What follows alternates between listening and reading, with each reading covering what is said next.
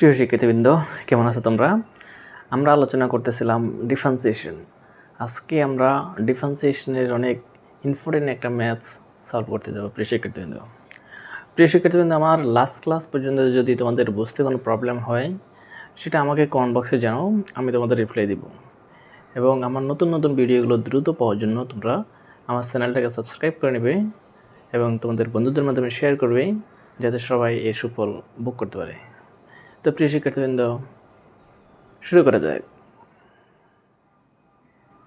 দেখো প্রিয় শিক্ষার্থীবৃন্দ, আমরা আজকে এই ইম্পর্টেন্ট ম্যাথসটাকে কীভাবে আমরা ডেরিভেটিভ করে আমরা সেটা এখন ফাইন্ড আউট করব। y = tan inverse a plus bx divided by a minus bx, এটাকে আমরা এখন কি করব? ডিফারেন্সিয়েশন করব। দেখো তাহলে এটা আমরা যদি সরাসরি করি আমরা একটু কমপ্লিকেটেড হবে, সেই জন্য আমরা কিছু টেকনিক অ্যাপ্লাই করতে হবে প্রিয় শিক্ষার্থীবৃন্দ। তো দেখো, ইকুয়াল tan ইনভার্স, আমরা এখানে একটা a কমন নেব উপরে। a কমন নিলে এখানে 1 প্লাস, এখানে যেহেতু a নাই তাহলে কি হবে? bx by a। a common নিলে 1 minus bx by a। Sorry, এখন এরকম আসছে আমাদের, এখন a ক্যান্সেল হয়ে যাবে, তাহলে কি থাকতেছে? tan inverse 1 plus bx by a, 1 minus bx by a, এরকম থাকতেছে আমাদের। এখন আমরা যদি bx বাই a এটাকে যদি আমরা tan থিটা ধরে নিই, তাহলে দেখো কি আসে? Equal tan inverse 1 plus tan theta, 1 minus tan theta. কি করছি আমরা? এখানে একটু সাইড নোট লেখো, ধরি bx by a equal tan theta. ঠিক আছে, এখন এটা আমরা কেন ধরলাম দেখো, ইকুয়াল tan ইনভার্স এ 1কে আমরা লিখতে পারি tan পাই বাই 4, আর এখানে tan থিটার জায়গায় tan থিটা লিখে ফেললাম 1 minus tan pi by 4 tan theta, অর্থাৎ tan পাই বাই 4 মানে তো 1, আর পুরো জিনিসটাকে আমরা একটা ফর্মুলাতে সাজালাম, tan a plus tan b 1 minus tan a tan b।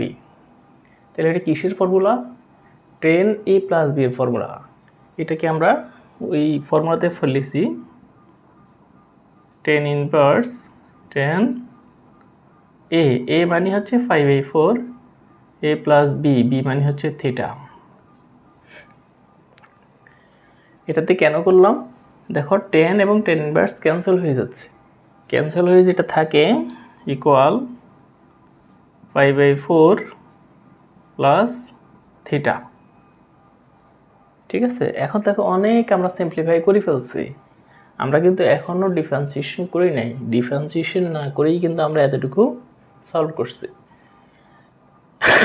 এখন আমাদের থিটা মানে হচ্ছে কিন্তু কি, এটা bx বাই থিটা মানে হচ্ছে tan inverse bx by a equal 5/4 plus tan inverse bx by a, অর্থাৎ tan থিটা যদি bx বাই a হয়, থিটা সমান কি হবে? tan inverse bx by a, এরকম। সেই মানটা আমরা এখানে বসিয়ে দিয়েছি। এখন অনেক সিম্পলিফাই করলাম, এখন আমরা ডিফারেন্সিয়েশন করব। তো লেখো আমরা একটু এই পাশে টেনে নিয়ে আসি, দেখো ইকুয়াল और লেখো dy বাই dx ইকুয়াল এটাকে ddx, এই 5/4 এটা হচ্ছে কি আমাদের, এটা একটা কনস্ট্যান্ট টার্ম, কনস্ট্যান্ট টার্মে ddx কত হবে 0 plus tan inverse x, tan inverse x এর ddx কি 1/1 প্লাস x স্কয়ার, x মানে হচ্ছে bx বাই a এত হোল স্কয়ার।